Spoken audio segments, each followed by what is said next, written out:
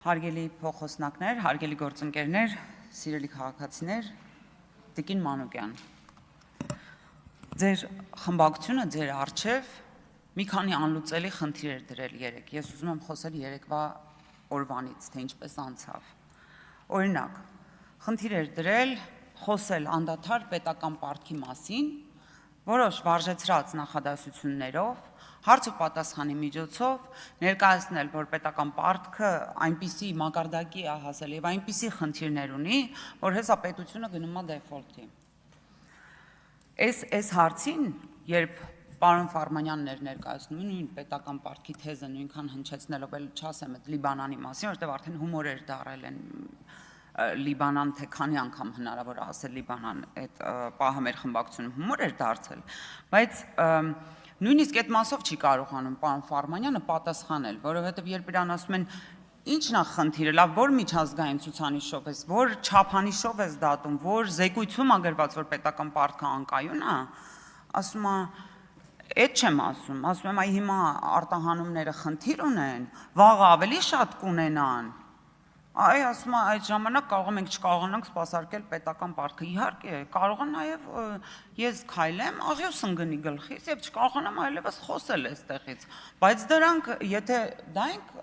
բանանում, դրանք ռիսկեր են, որոնք այո, հենց դրա համար էլ մենք այստեղ ենք, որպեսզի գնահատենք ռիսկերը եւ այդ ռիսկերի հետ առերեսվենք, առնչվենք եւ զսպենք հնարավորինս։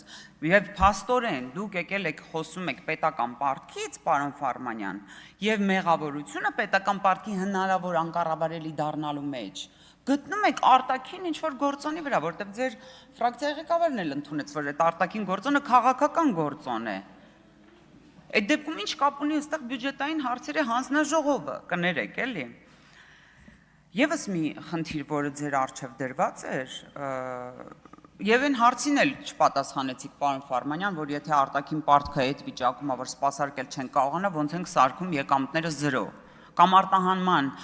բաները, հարկային եկամուտները որքան են, այդ որ ասում եք արտահանումը նվազում է, դրանից ինչ է լինում, եկամուտները ոնց են նվազում դրանից, ինչքան են նվազում, այս հարցին էլ չկարողացաք պատասխանել, պարոն Ֆարմանյան։ Մյուս հարցը, Տիկին Մանուկյան, որը կարծում եմ ձեր առջև դրված էր, ձեր ողջ քննարկումը անցել է պարոն Ֆարմանյանի գովասանքի շուրջ։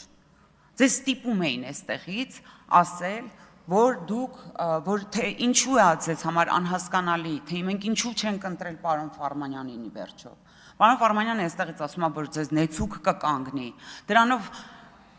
իրականում դուք եք իրան նեցուկ այստեղից կանգնում։ Եվ այդ ասածը բացարձակ նեցուկի մասին չի, որովհետև որպեսզի դուք վստահություն ունենաք, որ դուք արժանի թեկնածու եք, պետք չի, որ այստեղից նախորդ թեկնածուն ասի, որ ոչինչ, դուք աշխատեք, ես ձեզ նեցուկ կկանգնեմ, Տիկին Մանուկյան։ Ես սա ուղղակի այս ելույթս ընդունեք որպես կինը կնոջը։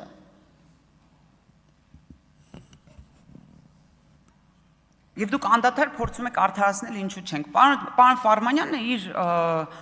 կենսագրության հետ խնդիր ունի։ Եվ երբ իմ գործընկերներից մեկը ասում է, որ դուք բան եք, պրոֆեսիոնալիզմի առումով զիջում եք պարոն Ֆարմանյանին, Տիկին Մանուկյան, հավատացեք ոչ։ Ուղղակի ձեր բախտը չի բերել այնպես, որ դուք 18 տարեկանում ունենաք մի ընկերություն բացված, Արջին Բրոկ, եւ ունենաք այնց ընտանիք, որն էլ փայատերը լինի Արջինի հիմնադիրների մեջ։ Դուք դա չեք ունեցել։ Ձեր բախտը նաեւ չի բերել, օրինակ, որ դուք լինեք 25 տարեկան երիտասարդ եւ ձեր ազգանունը լինի Ղազինյան եւ դուք ընդունվեք միանգամից բանակից հետո ընդունվեք հեծում փոխտնօրեն, որովհետեւ հեծ էլ կադր չէր գտել փոխտնօրենի պաշտոնում։ Քան հենց նոր ավարտած մարդը, ով ում ազգանունը Ղազինյան էր եւ հենց նոր բանակից վերադարձել էր։ Այդտեղ է խնդրեմը։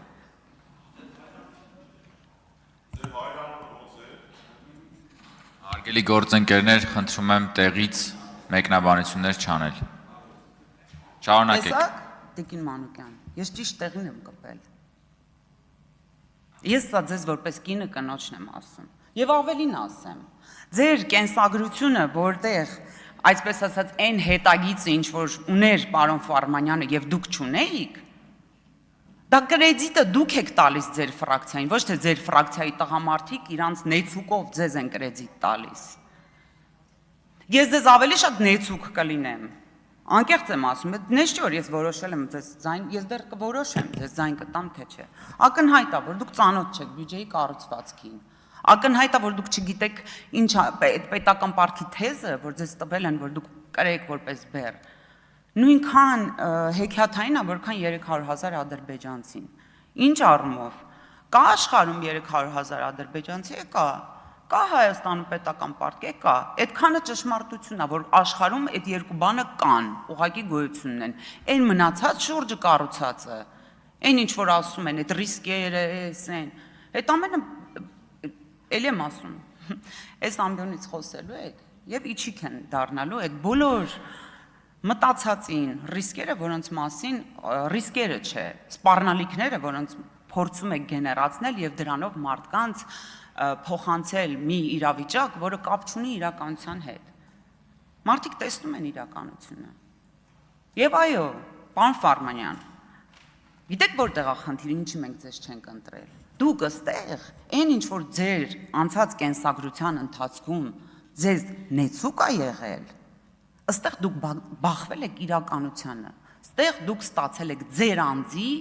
դատարկ, այն ինչ որ կա դատարկ ոչ թե ձեր անձն է դատարկ, այլ նկատի ունեմ առանց ավելորդ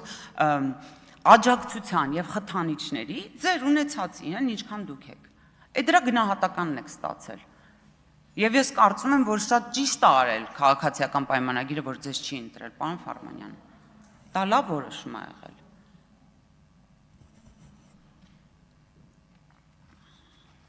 Եվ ընդհանուր առմամբ այն մնացած բաներն էլ, հա, պարոն Մանուկյանին չեմ ուզում անդրադառնամ, կարծում եմ առաջին ստենդափը ստացվեց, երկրորդից արդեն պետք է աշխատել։ Եվ ուզում էի նաև ափսոս այստեղ չի, ուզում էի հարցնել ինչու չի տվել հանցագործության մասին հաղորդում, թե իրենց խմբակցությունում դա գործ տալ է կոչվում։ Ես ուրախ եմ, որ դուք նշեցիք Տիկին Մանուկյան, որ քաղաքական պատերազմի դաշտ չի լինելու, բյուջետային քննարկումները դա չեն լինելու, որովհետև այո, դա դրա տեղը չի։ Եվ նաև մի երկու փոքր անդրադարձել անեմ, օրինակ հարկային արտոնությունների մասին էիք խոսում, մեր քաղաքականությունն է ընդհանրապես հրաժարվել բոլոր հարկային արտոնություններից, եւ այս մասով արդեն եղել են օրենսդրական նախաձեռնություններ եւ հարկային արտոնություններից մենք հրաժարման ճանապարհով ենք գնում,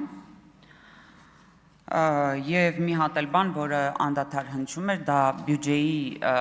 ձեր միջոցով բյուջեի թափանցիկությունը ապահովելն էր հանրությանը, հարգելի գործընկերներ,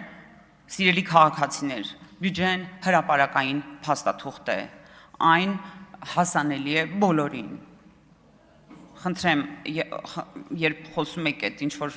թաքուն բաներից, դա մենք չունենք գաղտնի պլաններ։ Մենք ունենք արդար եւ արդարամիտ աշխատելաոճ։ Կան թերություններ, պատրաստ ենք քննարկել թերությունները, բայց այն մնացածը խնդրում եմ էլի, պահեք այդ կոնսպիրոլոգիան, պահեք ձեզ համար, շնորհակալ եմ։